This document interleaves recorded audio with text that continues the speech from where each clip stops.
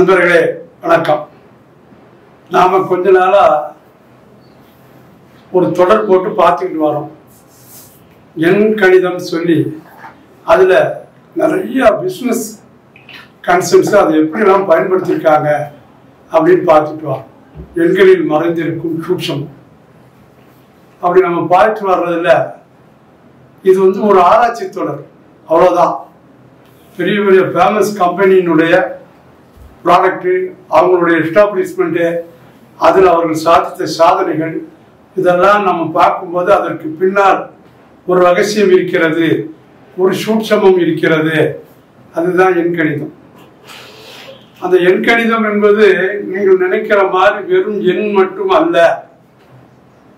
எண்கணிதத்தில் எண், அதற்கடுத்து நியமாலஜி, பெயரியல் தத்துவம், பொருளாலஜி, உச்சரிப்பு, இமேஜஸ், உருவங்கள் அல்லது குறியீடுகள், கலர்ஸ், நிறங்கள், இப்படி நிறைய ஒருங்கிணைந்து வர்றது தான் அந்த பெயரியலில் மறைந்திருக்கும் ரகசியம். பெயரியலில் மறைந்திருக்கும் ரகசியம். அப்போ வெறுமனையா எண்கணிதம்னு பார்த்துட முடியாது. இத்தனை காம்பினேஷன் சேர்ந்து அதுக்குள்ள இருக்கு. இப்படி நம்ம ஒவ்வொரு கம்பெனியா பார்த்துட்டு வரோம். முழுக்க முழுக்க ஆராய்ச்சி தொடர் மட்டுமே.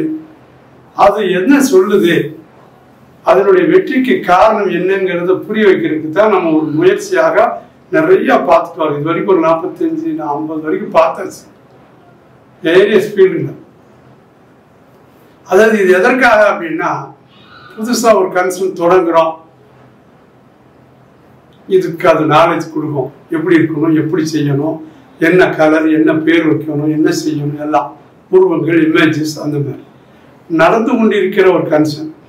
அதில் ஏதாவது மாற்றங்கள் தேவையா அல்லது இதே போதுமா அப்படின்னு அடுத்து வளர்ச்சி அடைந்த நிறுவனங்கள் அப்ப அதை தக்க வைக்கணும். இது தலைமுறையாக தொடருமா? 100 ஆண்டு 200 ஆண்டுகள்லாம் இருக்கிற கம்பெனிகள்லாம் இருக்கு. அப்ப இது வம்ச வழியாக பரம்பரையாக தொடர் போகுமா இந்த வியாபாரம் அப்படின்னு அப்படி பார்க்கறதுல இதுக்கெல்லாம் இந்த ஆராய்ச்சி உதவும். இப்போ ஏன்டி இப்படி நிறைய கேட்டு வராங்க. நிறைய பேருக்கு பேர் வச்சு கொடுப்போம், கலர் வச்சு கொடுக்குறோம், காம்பினேஷன் கொடுக்குறோம், லோகோ போட்டு கொடுக்குறோம். எல்லாமே ஒரு ப்ராடக்ட். சமயத்தில் ஒரு பெயிண்ட் கம்பெனிக்காரங்க வந்தாங்க.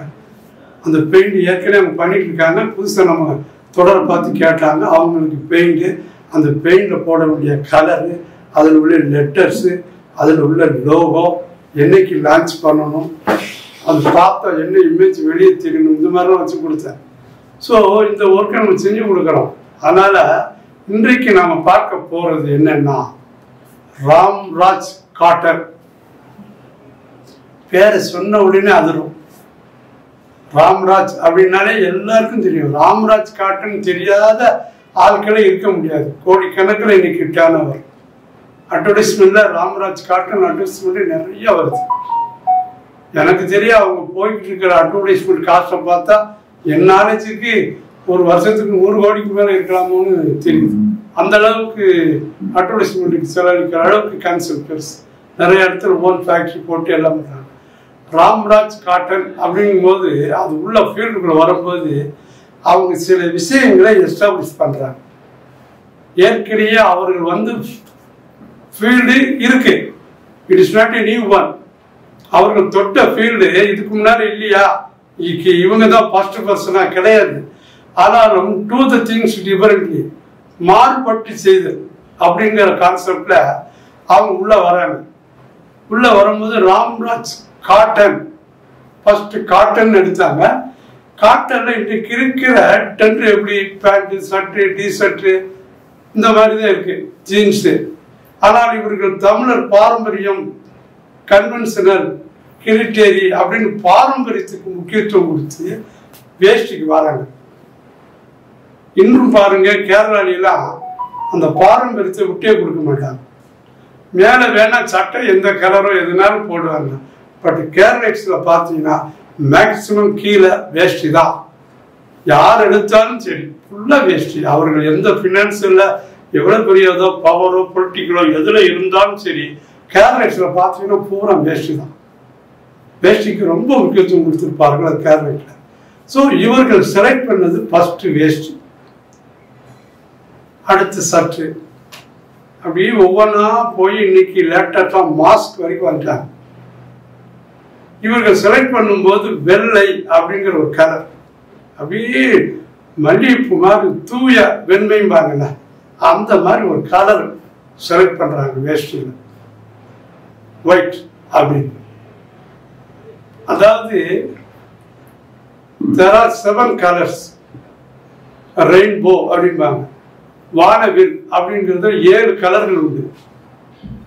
அந்த 7 கலர்ல 2 இது கலர்ல சேராது, ஒன்று ஒயிட், இன்னொன்று பிளாக். ஸோ வெள்ளையும் கருப்பும் they are not colors. வெள்ளைக்கும் கருப்புக்கும் என்ன வித்தியாசம் என்று சொன்னால், கருப்பு என்பது அத்தனை கலரையும் உள்வாங்கி வைத்துக் கொண்டு do not exhibit. இப்போ எனக்கு ஒரு சட்டை நான் போட்டிருக்கேன், இது இந்த கலர்ல இருக்குன்னு உங்களுக்கு தெரியுது. ஒரு ஆள் பச்சை போட்டிருக்காரு, ஒரு ஆள் சிகப்பு போட்டிருக்காரு, இது சொல்ல தெரியும். காரணம் அந்த ஒன்று மட்டும் எக்ஸ்பிட் ஆகும். 7 கலர்ஸ்ல 6 கலரை உள்வாங்கி கொண்டு ஒரு கலரை வெளிப்படுத்தும், அதுதான் அந்த கலர், அந்த இது. இப்ப கருப்பு எடுத்தீங்கன்னா கருப்பு அத்தனையும் உள்வாங்கிக்கும், எதையுமே எக்ஸ்பெக்ட் பண்ணாது. 7 கலர்ஸ் உள்ள வாங்கி. இப்ப கருப்பு கொடை, மலைக்கு போயிட்டு இருக்கோம், வெயிலுக்கு போயிட்டு இருக்கோம், கொடை பிடிச்சிட்டு போறோம். ஆக்சுவலா கொடையின் நிறம் கருப்பு, கருப்பு தான் அந்த கொடைக்கு உள்ளது. இப்பதான் ஃபேன்சின்னு சொல்லி லேடிஸ் கொடை அந்த கொடைன்னு சொல்லி பல கலர்ல வருது.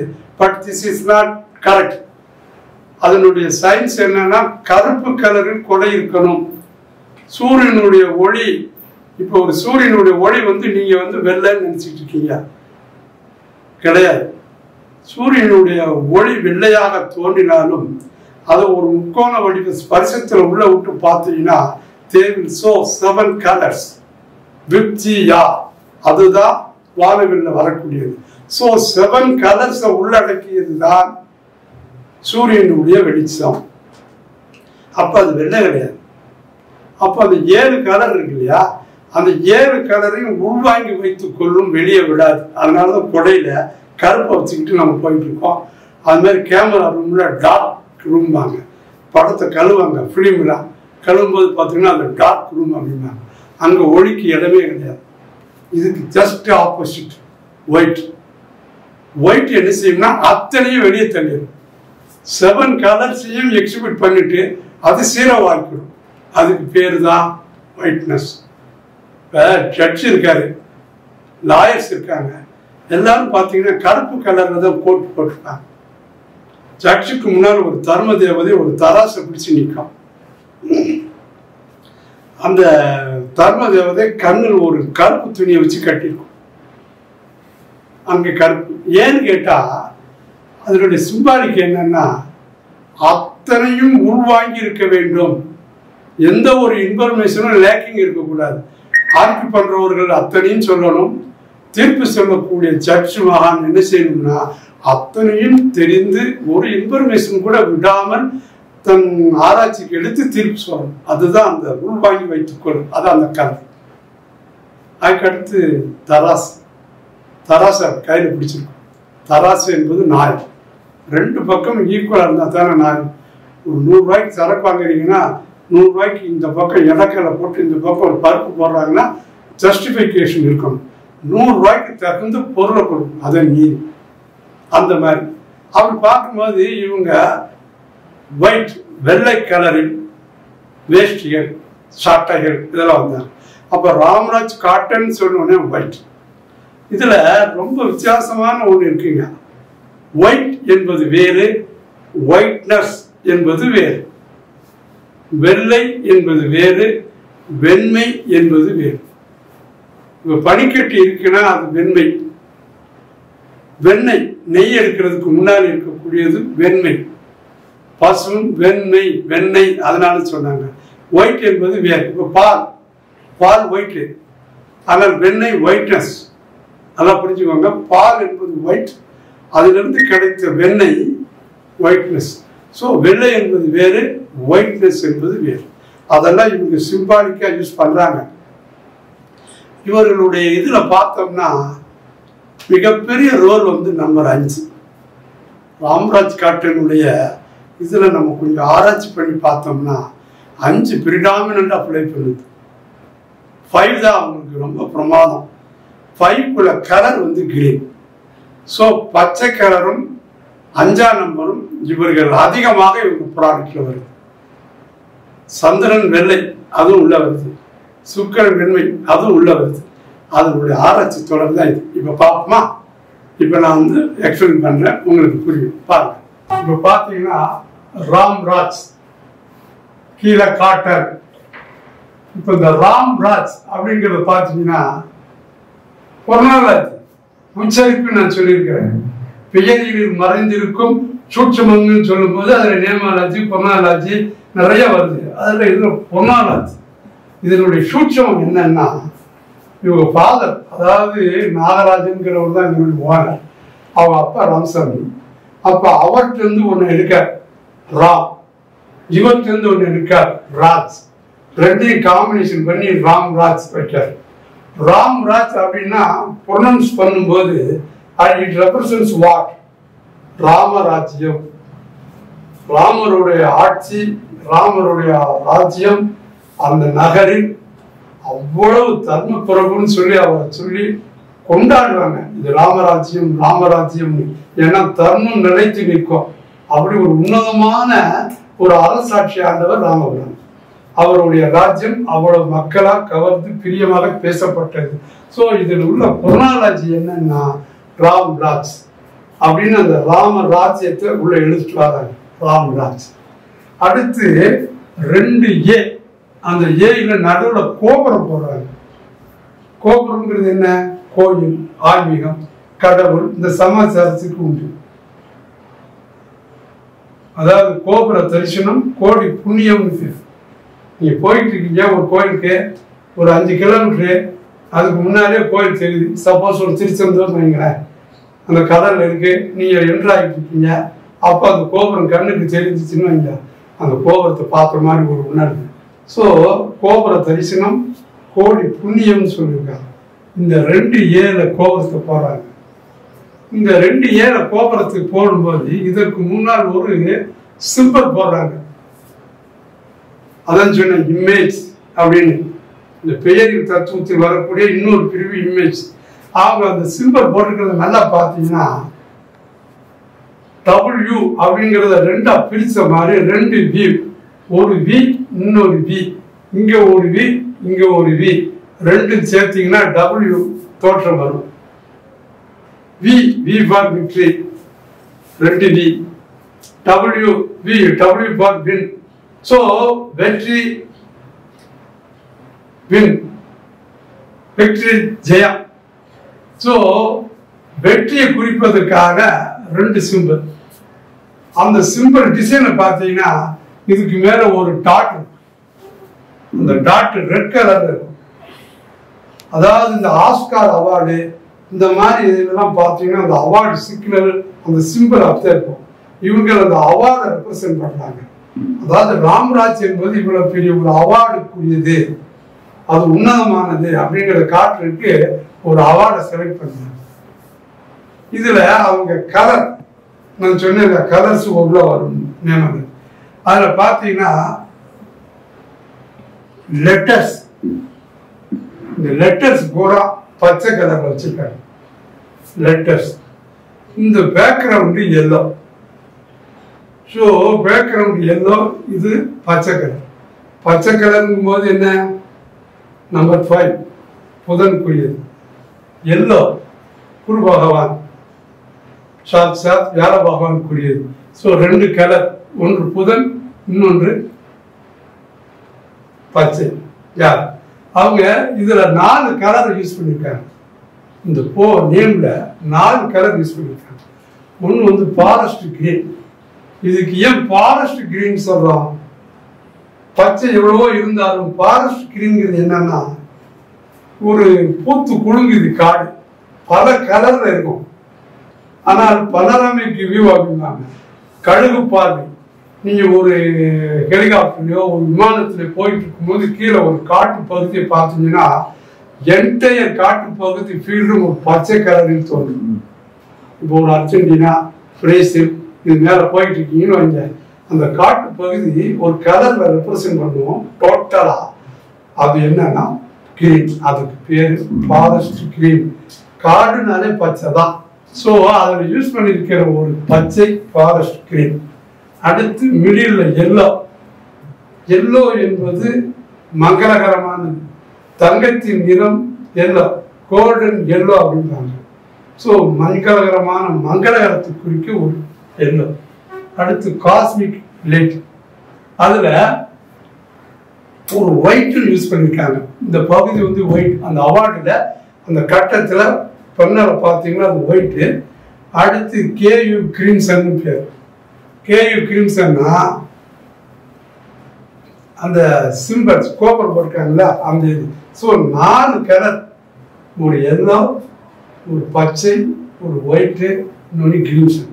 அப்ப இந்த எம்பளத்துல ஒரு அவார்டு, ஒரு பொன்னாலாஜி, அதுல 2 கலரு, லோகோ எல்லாமே இதுக்குள்ள வருது. இப்ப ராம்ராஜ் காட்டன் போட்டு பார்த்தோம்னா ராம்ராஜ் 11 வருது, காட்டன் 30 வருது, 11 30, 1 சூரியன், இன்னொரு 1 சூரியன், 1 + 1 சூரியன் சேர்ந்து 2 ஆகுது. அது சந்திரன். ஏற்கனவே சந்திரன் வந்து எல்லா ஒளியையும் கெட்ஸ் ஃப்ரம் சன், சூரியனிலிருந்து வாங்கித்தான் சந்திரன் தன்னை பிரதிபலிக்கிறது. அதுக்கு ஒரிஜினாலிட்டினா ஒன்றும் கிடையாது. அது அப்படியே சாத்தா சூரிய பகவான் வாங்குது. அப்போ 1 + 1 2 சூரியன், ஒரு சந்திரனாக மாறுகிறது. சூரியன் ஒயிட், சந்திரன் ஒயிட்னஸ், அது வெள்ளை, இது வெண்மை. அப்ப இது என்ன செய்யுது? வெள்ளையே ரெப்ரசன்ட் பண்ணுது. ராம்ராஜ் அப்படிங்கிற காட்டன் வெண்மை, வெள்ளை துணிகளை ரெப்ரசன்ட். அடுத்து காட்டன் 30, 3 + 0 3 என்றால் குரு பகவான், வியாழ பகவான், அவர் தான் அந்த மஞ்சக்கரார். ஸோ குரு இல்லாமல் ஒன்றும் இல்லை. குரு பார்க்கின் கோடி நன்மை. ஒரு கட்டத்தில் கூட குரு பார்வை இருக்காம பாருங்க. 5, 7, 9 சரம், உபயம், ஸ்திரம். ராசிகள் 3 டைப் உண்டு: சரம், ஸ்திரம், உபயம். இந்த 3 ராசியும் பார்க்கக்கூடிய ஒரே கிரகம் குரு பகவான் தான். மற்ற எந்த கிரகத்துக்கும் இந்த 3 இதையும் பார்க்காது. ஒன்று சரத்தை பார்க்கலாம், ஸ்திரத்தை பார்க்கலாம், அல்லது உபயத்தை பார்க்கலாம். ஆனால் வியாழ பகவான் மட்டுமே 5, 7, 9ங்கிற பார்வையில் சரம், ஸ்திரம், உபயம் 3ஐயும் பார்ப்பாரு. ஸோ குரு பார்க்கின் கோடி நன்மை. தான் இருக்கும் இடத்தை விட பார்க்கும் பார்வைக்கு குரு பகவானுக்கு வலிமை ஜாஸ்தி. ஸோ இந்த இடத்துல குரு வந்துருச்சு. So Ramraj cotton. அடுத்து இந்த 2ம் சேர்ந்து 41 மாறுது. 41 4 + 1 5 மாறுது. 4 + 1 5 அப்படிங்கிறது புதன். சொன்னேன் இவங்களோட ஆதிக்கமே இந்த இதுக்குள்ள 5 தான். 5 4 + 1 4 என்னது? ரெப்ரசன்ஸ் ராகு. நம்பர் 1 ரெப்ரசன்ஸ் சூரியன். ஸோ ராகு என்பது பிரமாண்டம், மிகப்பெரிய அளவு. மைக்ரோ கிடையாது, மேக்ரோ, உச்சம், பிரமாணம் செய்யுது. உதாரணத்துக்கு போத்திஸ் இருக்குன்னு வைங்களேன். போத்திஸ் பற்றி கூட நம்ம பேசியிருக்கோம், இந்த தொடர்பு இருக்கு. போத்திஸ் எங்கேயாவது சின்ன கடையை போட்டிருக்காங்களா? ஒரு சாதாரண ஒரு 10க்கு 10 ரூம்ல சேலை வேசி வச்சு வச்சுருக்காங்களா? அந்த இடத்தையும் வந்து பிடிக்க முடியாது யாராவது.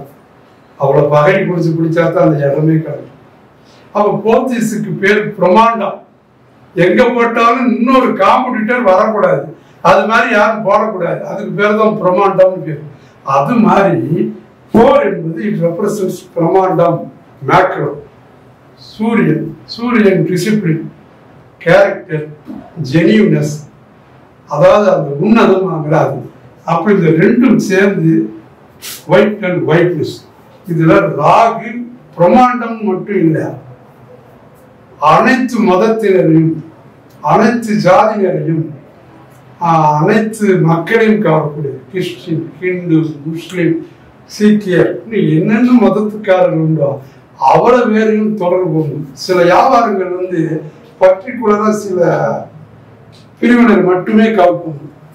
சில பொருள்கள் தான் அத்தனை பேருமே கவர்க்கும்.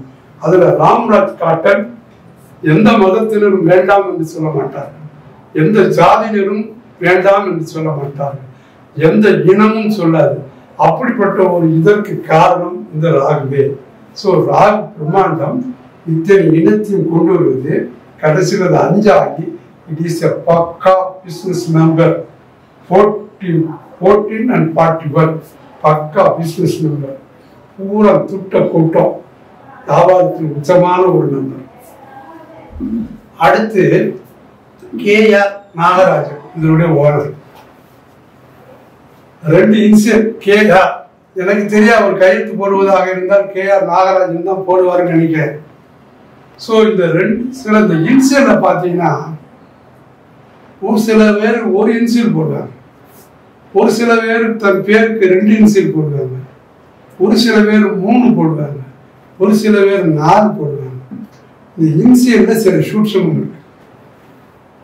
குறிப்பாக விருதுநகர்காரங்க பார்த்தீங்கன்னா நேட்டிவ் ஆஃப் விருதுநகர் ஏரியாவில் சிங்கிள் இன்சியல் இருக்க அவங்கள்ட்ட குறைஞ்சது 3-4 இருக்கும். எம்கேஎல், எம்எஸ்பி, பிஆர்பிஎன் இப்படி நிறையா அந்த இன்சியலை பார்த்தீங்கன்னா குறைஞ்சது 4-3 இருக்கும். அதாவது அவங்க அப்பா அவங்க அப்பா அவங்க அப்பா அவர்கள் என்ன பரம்பரை ஆர்ஜின் என்ன அப்படிங்கிற ரெப்ரசன்ட் பண்றாங்க. இது வந்து சில இடங்கள் உண்டு. அது குறிப்பாக விருதுநகர் பீப்புள் ஒரு இன்சியல் மட்டும் யூஸ் பண்ண மாட்டார்கள், அவர்கள் 2, 3, 4 யூஸ் பண்ணாங்க. இவர் 2 இன்சியல் எடுத்திருக்காரு. இப்போ ஆர் நாகராஜன் கூட அவர் கைது போறாங்க, தப்பு கிடையாது. ஆனால் கேஆர் நாகராஜன் தான் கைது போறார், நிச்சயமா அப்படிதான் இருக்கும். 2 ரெப்ரசன்ட் சந்திரன் ஒயிட்னஸ் வெள்ளை, சந்திரன் துணிக்கு காரன். அடுத்து 4 2 சேர்த்து 4 ராகு. ஸோ பிரமாண்டம். அடுத்து நாகராஜன் 20 2 ரெப்ரசன்ஸ் 3 அங்கேயும் வெண்மை துணி வெள்ளை. அடுத்து இந்த 4 + 20 சேர்த்து 24. It is called 6. 6 என்ன? சுக்கிரன். 2 + 4 ஒரு சந்திரன் ஒரு ராகு சேர்ந்து 6ஆக மாறுது. சுக்கிரன் சொன்னா உன்னதம், ரிபூட்டட், ரிச்னஸ், வளமானது அப்படி பேர். 9 கிரகங்கள்ல சுக்கிரன் ஒன்றுக்கு மட்டுமே ரிச்சஸ்ட்னு பேர். அதுதான் பணம் கொடுக்கும், அதுதான் வளம் கொடுக்கும், அதுதான் செல்வம் கொடுக்கும், அதுதான் வனப்பை கொடுக்கும். ஸோ சுக்கிரன் என்பது ஹையஸ்ட் ரிச்சஸ்ட் பிளானட். அது 6. இன்றைக்கு ராம்ராஜ் காட்டன் அவருக்கு இருக்கிற லெவல் சாட்சாத் சுக்கிர பகவான் கூட இருக்கிற மாதிரி தான். அந்த அளவுக்கு போயிட்டாங்க, அந்த அளவுக்கு உள்ளது. அடுத்து 1983 இட் வாஸ் ஸ்டார்டட் எஸ்டாப்ளிஷ். அதை கூட்டினீங்கன்னா 21 சந்திரன் + சூரியன் 3 குரு. ஸோ இதெல்லாம் ரெப்ரசன்ட் பண்ணிட்டே வருது. சந்திரன் சூரியன் பெண்மை வெள்ளை. அடுத்து அவினாசிங்கிற ஊர்ல தான் அவங்க ஸ்டார்ட் பண்ணாங்க. The place which was started by them is called Avinashi. அவினாசிங்கிறது ஒரு மிகப்பெரிய ஒரு சிவசேத்திரம், ஒரு அருமையான சித்திரம், அவினாசி லிங்கம். அந்த சிவர்ல ஆரம்பிச்சாங்க. அந்த ஊருக்கு பேர் போட்டு பார்த்தீங்கன்னா 2 + 3 23. மிக அற்புதமான ஒரு ஸ்தலம். அங்க கூட அவினாசி யூனிவர்சிட்டிலாம் இருக்கு. இந்த அவினாசியினுடைய சிவஸ்தலத்தினுடைய ஒரு சூட்சம் என்னன்னு கேட்டீங்கன்னா, எல்லா ஊர்லயும் லிங்கத்துக்கு முன்னால நந்தி இருக்கும், ஆனால் இங்க வந்து முதல்ல இருக்கும். இங்க லிங்கத்துக்கு முன்னால முதல்ல வாய்த்தவங்க. அது ஒரு கதை, அது ஒரு வரலாறு. ஒரு குழந்தை முதல் முடிஞ்சிடும், பிறகு அந்த குழந்தை கொடுக்காத ரிப்ரசன்ட் பண்ணுது. ஆனால் அது முதல்ல தண்ணிக்குள்ளதான். தண்ணிக்குள் இருக்கின்ற போது முதல்ல மிகப்பெரிய பலம் வாய்ந்தது. Nobody can compete. தண்ணீருக்குள் இருக்கும் முதலே யாரும் என்னும் செய்ய முடியாது. அப்பேற்பட்ட ஊர்ல அவினாசியில ஆரம்பிச்சாங்க. அந்த அவினாசி 23 வருது. 2 + 3 5. 5 புதன், 3 குரு, 2 சந்திரன், குரு சந்திர யோகம். அந்த 2 3 என்ன ரெப்ரசன்ட் பண்ணுதுன்னா சந்திரன் + குரு 2 சந்திர யோகம். ஸோ அந்த அவினாசியில ஆரம்பிச்சாங்க. அப்பயே குரு பகவானும் சந்திர பகவானும் அவங்களுக்கு மங்களகரமாக சுதி பாடி அவங்களுக்கு தொடக்கத்துக்கு புல்லாசி போட்டாங்க. இந்த 2 கிரகம் அவர்களுக்கு மிகப்பெரிய தொடக்கத்தை கொடுத்தது. அடுத்து பார்த்தீங்கன்னா அவர்கள் உபயோகிக்கக்கூடிய வாசகங்கள் ராம்ராஜ் கார்ட்டன்ல ஒவ்வொரு வாசகமா இருக்கும். ஒரு இதில் பார்த்தீங்கன்னா பார்த்த பிரிஸ்டியன்ஸ் பீப்புள் அப்படின்னு போட்டிருப்பாங்க. நீங்க பார்த்தீங்கன்னா அந்த வாக்கியம் போட்டிருப்பாங்க ஒரு இடத்துல, பார்த்த பிரிஸ்டியன்ஸ் பீப்புள், அதாவது உன்னதமானவர்களுக்குன்னு அர்த்தம். இந்த பேச்சை உடுச்சுன்னா அவர்கள் உன்னதமானவர்கள், அவர்கள் ரிப்போர்ட்டர் அப்படிங்கிறத காட்டுறதுக்காக அதுல கிலார் அப்படின்னு ஒரு வெரைட்டி போட்டிருக்காங்க முஸ்லீம் மதத்துக்காக.